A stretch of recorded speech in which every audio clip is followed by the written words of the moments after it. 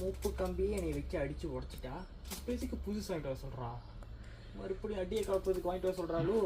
இப்போ இதை வாங்குறதுக்கு காசுக்கு எங்கே போகிறது? சரி நின்று கட்டிச்சு கேட்போமோ. இந்த மூப்பு கம்பு தான் அடி குறவா விழுவோம். யாராது ஐ சரி நன்னே அடிக்கிறாரு. ஆடி தானா வந்து மாட்டுது.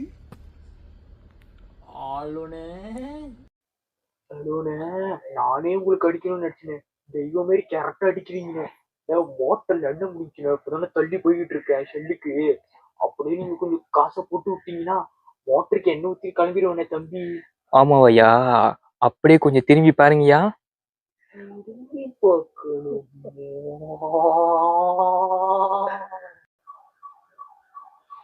ஐயா சொல்லுகடே. ஐயா என்ன பண்றீங்க? என்ன ஊத்திக்கிட்டு இருக்கனே.